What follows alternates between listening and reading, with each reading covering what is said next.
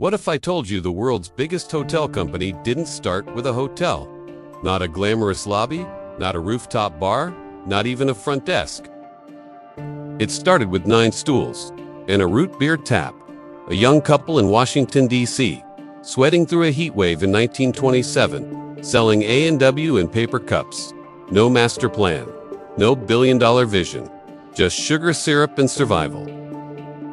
Fast forward nearly a century, 8,000 hotels, more than 30 brands, and a loyalty program with the gravitational pull of a small planet.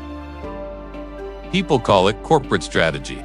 I call it the messy, beautiful art of trying to serve millions of people a good night's sleep.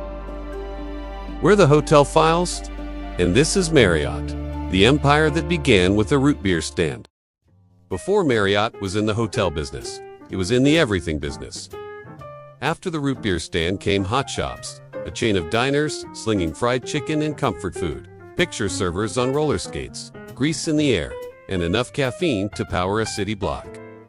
Then came airline catering, meals packed out of a shack at Hoover Airport.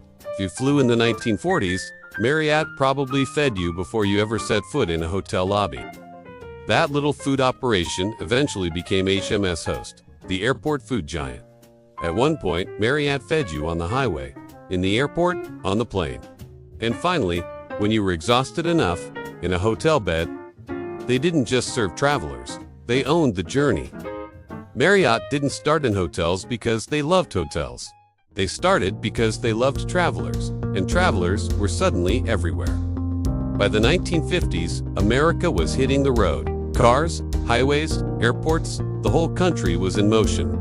And J. Willard Marriott, who had been feeding travelers for decades, thought, if they trust us with their meals, maybe they'll trust us with their sleep.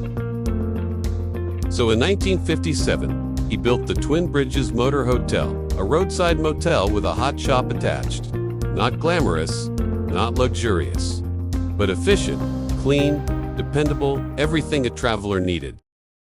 The Marriott story isn't just business, it's dynasty. J. Willard, Bill, David, 3 generations.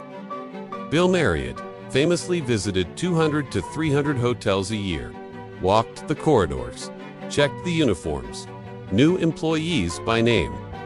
He built a culture where hospitality was religion, and the family photo hung in the lobby like a pair of watchful saints. Guests walked past those portraits without realizing the men in the frame still controlled the empire. Then came Arne Sorensen, the first non-family CEO, a seismic shift, a new era. In 1993, Marriott Corporation broke itself in 2. Host Marriott took the real estate, the buildings, the debt, the headaches. Marriott International kept the brand names, the management contracts, the fee streams. One side owned the buildings. The other side owned the money.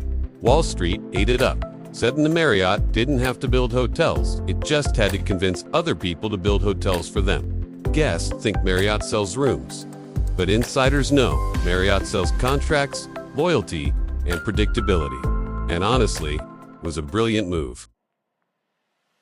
Marriott has, and I say this lovingly, a shitload of brands. Fairfield, Courtyard, Sheraton, Delta, 4 Points, Tribute, Autograph, Aloft, AC, Moxie, Ritz-Carlton. More brands than I have excuses for why I'm still in this industry. To the average traveler, the differences are, let's call it subtle. To Marriott, they're everything. Because Marriott worships a number. Net unit growth, how many new rooms you add each year. Courtyard aging, Duvel Moxie, Sheraton Tired, Invent Tribute, Town Place Suites tapped out, Rollout Apartments by Marriott. It's not malice, it's physics. The machine needs fuel, and new brands are the fuel. You'd think 30 is enough. Marriott looked at that number and said, cute, let's make more.